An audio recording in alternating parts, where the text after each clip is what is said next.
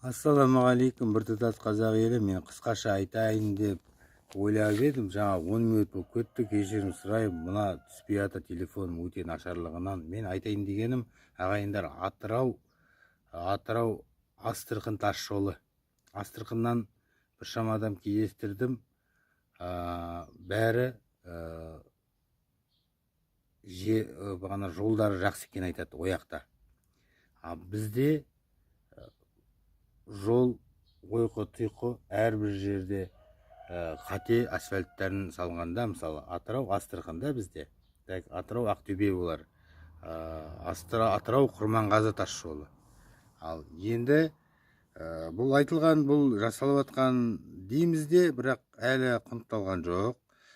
Кеше 110 жылдығы үштағанның тойлады. Ал сол тойлаған ақшаға неге жолға бөлмеске? Мені тыңдап отқан азаматшалар, соның ішіндегі маслихат депутаттары және де премьер-министр, Астанадағы Қазбек Иса, Берік Уәли, Жаңбыршын Еділ ағамыз, және Әділ Жұбанов, және де тап осы менің парақшамды сілтемесін таратуларын сұраймын. Неге десең, бұл Қазақстан Республикасының маслихат депутаттары, әкімдері жұмыс жасамай деп емес. Сол азаматтарға ұсыныс қабылданды ма, тез таратуларын сұраймын. Мен бір жерден күшті жаңалық естілдім. Ирак Елекеев деген ағамыздың, соған басымды ием, және де сол кісіге осы менің бейнеролигім түссе, көрсе, өте керемет болар едім.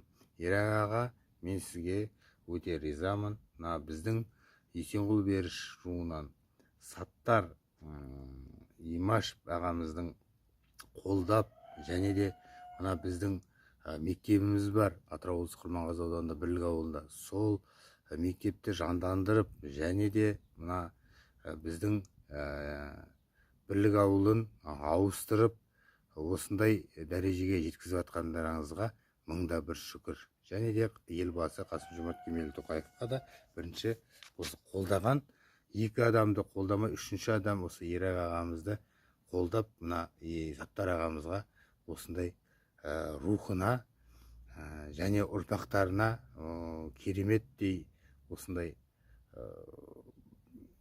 мектеп атын, және де Атырау облысы Құрманғазы ауданындағы бір атауын бергендеріңізге мыңда бір шүкір.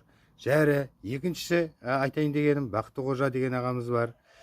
Үшінші айтайын дегенім, Рысқали Сисат деген ағаларымыз бар. Осылы ағаларымызға менің бейнеролигім жетсе, сіздер таратуларыңызға соны көмектессеңіздер, мен тикток парақшам USR немесе Колу 872-870887 тарат жүйелеріңізді сұраймын. Тикток парақшаның, фейсбук парақшаның ерекшелігі, тиктокта қаралым көп, өте көп. Жетеді деп ойлаймын. Сол Бақтықожа ағаларымызға, Рысқали Сисат ағаларымызға, Әділ Жұбанов, және де жаңа Бақытжан Базарбек деген бар. Атыраудың қаласының Серік Шапкенов және Шәкір Кейкин мырзаларға итак жетеді, оларға жеткізетін адамдар бар. Бірақ бұл адамдар жаңағы Ирак ағамызға қарағанда бүткіл біздің әкімдерге және қаланың әкімдеріне осындай сөгіс жайламаса да, бағанағыдай бір адам Саттар ағамызды ешкім қолдамаған екен. Басқа шетелдегі келіп, немерелері келіп қолдаған азаматшаларға мың тағзым. Мына үштағанда 110 жылдығын тойлаған кәсіпкерлер, жағдайы жететін азаматтар, Чернобыль, желтоқсан көтерілісіне қатысқан, ызғарлы желтоқсанда жазықсыз сотталғандар, соларға бағанағыдай қол ұшын берсеңіздер, Чернобыльға қатысқан азаматтардың, зейнетке шыққан азаматтардың жалақыларын көтерсеңіздер, мына жолды не істейміз? Атырау түріктер жеп кетті дейді, ал білмейміз. Ал бұлар деген алатта мені шақырды бір жігіт. Бір мостқа бір күнге маған 7 мың төлеймін дейді. 7 мың төлейсі, 30 күн істесем 210 мың. Ал мен мен оған қанағаттанбаймын. Мен плотник опалубщик жұмысымен бұл бірінші рет кезінде мына Бергей Сайлаубекұлы болғанда бізді оқытты, тоқытты және жұмысқа кіргізді. Қазір олай емес, өтірік емес. Мына үлкен жоғарыдағылар білмейтін болар, Серік Шапкен білмейтін болар деп айтайын. Бірақ бұлар деген ақша алып отыр, ақша бұларға бөлінеді. Бірақ бұлар оқытады да бізді, ауылдық мақаттан әрбір жерден оқытады да, бірақ жұмыс тауып бермейді. Жұмыспен қамту орталығы дымда жұмыс істеп жатқан жоқ ағайындар. Егер жұмыспен қамту орталығы істейтін болса, бізге өзге ұлттар келмес еді ағайындар. Солай емес пе? Өзге ұлттар әрбір жерден келмес еді. Қырғыздан, Қарақалпақстаннан. Ал бізде деген маған дәлел керек болатын болса, сіздерге маған шығыңыздар. 87-40 жерде 658-3101 ағайындар. Мен мына шипажайын көрсетем сіздерге. Мен мына ту больницаны көрсетем.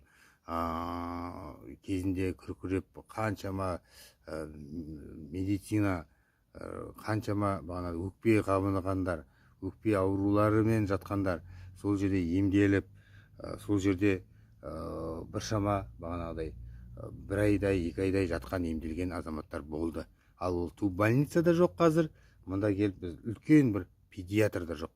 Балалар біздің Атырау облысы Құрманғазы ауданының балдары Атырауға барып қаралады.